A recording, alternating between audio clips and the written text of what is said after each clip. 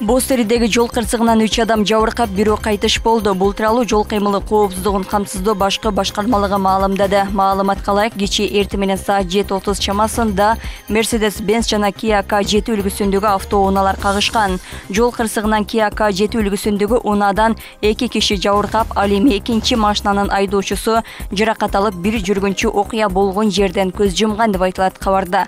Жол кыймылынын коопсуздугун камсыздоо башкы башкармалыгы ушундай жол кырсыктарынын алдын алуу максатында жарандардан эреже бузгандарды 0777 102 102 номерине кабарлап коюуну өтүнөт. Кара Суу районунун Нариман айыл аймагындагы Ороз Бейни атындагы балдар бакчасынын кызматкери 2 жаштагы наристе ыйлап жаткан учурда жалгыз бөлмөгө камап салган. Мындан улам наристе денесинен жаракат алган. Бул боюнча маалыматты наристенин апасы Ош ТВ телеканалына билдирди. Баланын апасы Бекимай Кубанычбекованын айтымында баласы 1 саат бою ыйлап отурган. Баламды 1 саат бою жалгыз караңгы бөлмөгө камап салышкан. Ошол убакыт ичинде ыйлап шок абалга кептелген. Качан гана сыртта жүргөн директор кызы ыйлап жаткан баламдын үнүн угуп бөлмөгө келген. Келген учурда балам катуу ыйлап токтоно албай калган абалда тапкан, деди ал. Наристенин апасы мындай учур 1 саат ичинде бир нече жолу кайталанганын кошумчалады. Ал бул боюнча Наримандагы аймактык милицияга арыз менен кайрылган. Бирок тергөө иши солгон жүрүп жаткандыгын билдирет. Мындан улам наристенин апасы тергөө адилеттүү жүргүзүлүп, күнөөлүүлөр жазага тартылышы керектигин маалымдады. Ош облустук милициясы бул боюнча маалыматты кийинчерээк тактап бермек болду. Жалал-Абадта мамлекеттик чек-араны мыйзамсыз кесип өтүүгө аракет кылган бангладештик 11 жаран кармалды. Бул тууралуу УКМКнын чек-ара кызматы маалымдады. Маалыматка караганда 8-июнда бангладештиктер Өзбекстанга келип, бирок жумуш таппай Кыргызстандан өтүүнү чечишкен. Аларга чек-ара бекеттерин айланып өтүүгө жардам берген кыргызстандык дагы кармалды. Учурда мыйзамсыз миграциялык каналды уюштурууга аракет кылган башка адамдарды аныктоо боюнча ыкчам тергөө амалдары жүргүзүлүп жатат. Кармалган чет элдиктерге карата административдик протокол түзүлүп, сот органдары аларды Кыргызстандын аймагынан чыгаруу маселесин кароодо. Өлкөгө тоту куш менен төө куштун балапандарын мыйзамсыз алып кирүүгө аракет кылган жарандар кармалды. Бул тууралуу УКМКнын чек-ара кызматы маалымдады. Маалыматка ылайык, чек-арачылар 1-июлда Кадамжай районундагы жаңы жер тилкесинде Деу Матис унаасын токтотушкан. Анын ичинде 39 жаштагы айдоочусу унаа менен тоту куштун 160 жана төө куштун 6 балапанын эч кандай документи жок жашыруун алып келе жаткан. Аткезчилик жүктүн жалпы суммасы 774 500 сомду түзгөн. Канаттуулар кошумча иликтөө үчүн тийиштүү жакка өткөрүлдү. Ал эми айдоочу органдардын сурагында экени кошумчаланды. Ноокат районунда сел алып кеткен көпүрө оңдулууда. Мындан соң ал жакта камалып калган 200гө жакын унааны өткөрүү керек.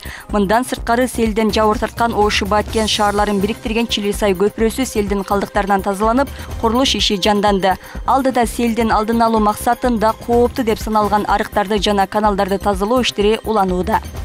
Biz азыр Апшыратта эс алуу жайында турабыз. 28-июнь күнү азыркы агып аткан суудан 6 эсе көп суу келип, ушул жердеги жолдордун бардыгын алып кеткен. Бул жерден 1400 жаранды эвакуация кылып кеткен. Ал жакта жол жабылгандыгына байланыштуу 200гө жакын машина калып кеткен. Азыркы күндө ошол автоунааларды алып чыгуу иштери көрүлүп, жолдор оңдолуп жатат. Бул жерде өзгөчө кырдаалдар министрлиги тынымсыз иш аракеттер жүргүзүп, жакын убактарда ал жакта калып кеткен автоунааларды чыгаруу иш аракеттерин көрүүдө. 28-июнь күнү болгон селден Апшыратта эс алуу жайындагы унаа өтүүчү негизги жол жараксыз абалга кептелген. Анын кесепетинен калып кеткен 1400 жаран эвакуацияланып, айрым эс алуучулардын унаалары да калып кеткен. Бузулган жолду калыбына келтирүү үчүн өзгөчө кырдаалдар министрлигинен 15ге жакын техника тартылган. Бул жерде ошо селдин кесип жүргөндүктөн жол жабылып калып, 150дөн ашык машина ушул жакта азыр калып кеткен турат. Эми биз ушуларды чыгарып кетиш үчүн жол жасап келатабыз. Жолду мына 1 километрден ашыгыны 3 суткада жасап койдук. Дагы 5 суткага калып, 5 сутканын ичинде жолду толук бүтүрөм деп убада берип атам. 28-июнь күнү болгон табият кырсыгынан дал ушул Чилсай көпүрө деп аталган ушул көпүрөдө жабыртаткан бул жерге селдин агындылары, таштандылар келип чогулуп, ушул судан суулар ашып түшүп, селге алып келген. Ушул көпүрөнү бүгүнкү күндө селден тазалоо иштери толугу менен жыйынтыкталып, азыр жаңы көпүрөнүн башталышы болуп отурат.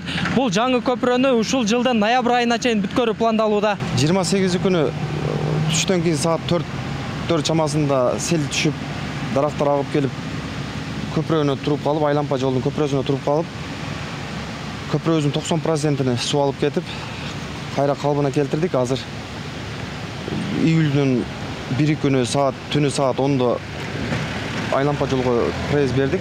Азыр машиналар бардыгы каттам жакшы өтүп атат. Анан бул курулуш боюнча иштерибиз жүрүп жатат. Ноябрга Кудай кааласа жаңы көпүрөнү бүтүрөбүз. Катталган кырсыктан кийин айыл эли жаратылыш кырсыгынын кайталанышына камынып башташты. Мурда тазаланбаган арык каналдарды тазалап, жака белин оор техникалар кеңейтүүдө. Биздин айылда Кудайга шүгүр, мунуста эч кандай элге зыянчылыгы болбоду. Бирок мына сайларыбыз толуп, элге коркунч абал бар эле. Ошону алдын алуу максатында МЧС тарабынан техникалар келип сүрүп жатат. Сел жууп кеткен электр мамчалары калыбына келтирилип жатат, бирок толук ишке аша элек. Таза суу маселеси чечиле элек. Ошентсе да өзгөчө Кырдаалдар министрлигинин өрт өчүрүүчү унааларынын жардамы менен 9 айылга 37 тонна таза суу жеткирилип берилди.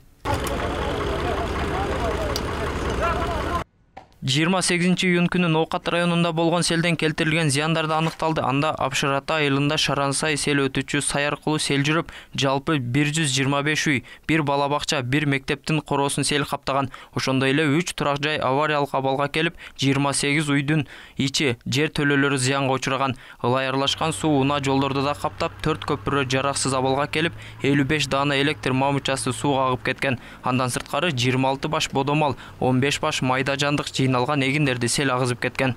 Жалпысынан азыркы саатка ошол 28-июнь, андан кийин 30-июнда сел жүрдү. Ошо селдердин кесепеттерин жоюу боюнча азыркы саатка 98-99% иш аяктап калды. Бул тазалоо иштери боюнча. Район боюнча 125 үй жабыркаган болсо, анын ичинен 28 үйдүн ичине кирген, жер төлөөсүнө кирген. Акыркы мына 4-5 үйдү бүгүн тазалап атат биздин балдар. Кечинде штаб өткөзөбүз өзүчө. Ошол штабтын негизинде бүгүн жыйынтыктайбыз деп отурабыз. Бул ошол 125 үйдү тазалоо, калыбына келтирүү, жолдорду калыбына келтирүү боюнча. 28-июнь күнү нөшөрлүү жаан-чачын болуп катуу сел келген. Анда адам өлүмү менен коштолуп, 10 адам каза тапкан. Бул арада Каракулжада да сел 1 үй бүлөнүн өмүрүн алды. Өзгөчө Кырдаалдар министрлигинин эскертүүсүндө 7-июлга чейин катаал аба ырайы күтөт. Толубай Бурканбеков, Белек Мусаев, Ош ТВ.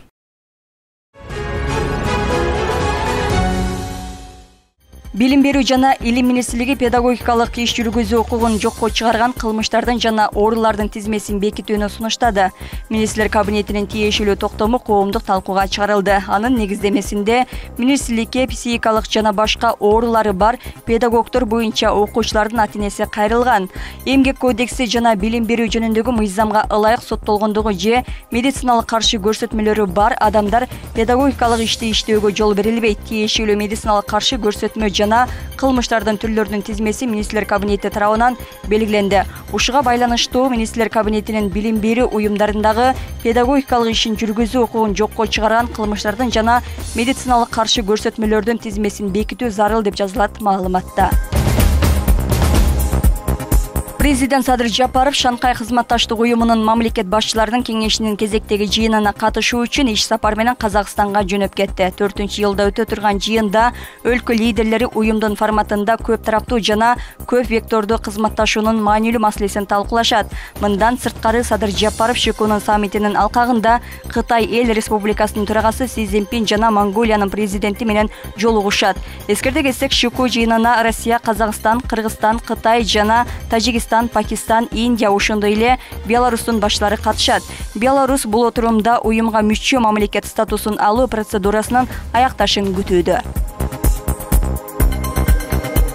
Курманкул Зулушев Көк Бөрү Федерациясынын президенттигинен өз арызы менен кетти. Анын ордуна Айбек Абылкасымовдун талапкерлиги сунушталды. Бул тууралуу аталган федерациядан маалымдашты. Маалыматка ылайык мындай чечим 2-жылда өткөн федерациянын кезексиз жыйынында кабыл алынган. Ошондой эле жыйында көчмөндөр оюндарындагы Көк Бөрүнүн форматы, калыстар жана аттар, ветеринардык талаптар, чек ара маселелери боюнча кыргыз-казак тарап орток пикирге келгени белгилүү болду.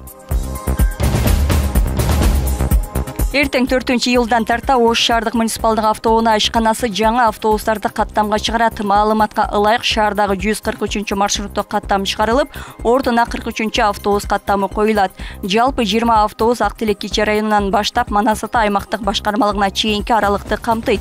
Анда 20 аялдама болуп, 6-7 мүнөттүк аралык менен иш алып барышат. Калган автобустар каттамга бир нече күндөн кийин зарылчылыкка жараша чыгарылат. Эскерте кетсек, Ош шаарына 100 автобус алынып келинген. Номерлерди каттоо иштери жүрүп, айдоочулар атайын окуудан өткөрүлдү. Автобуста 25 олтургучу бар, сыйымдуулугу 56 жүргүнчүгө ылайыкташкан. Салондо уюлдук аппаратты кубаттаган түйүн жана шамалдаткыч бар.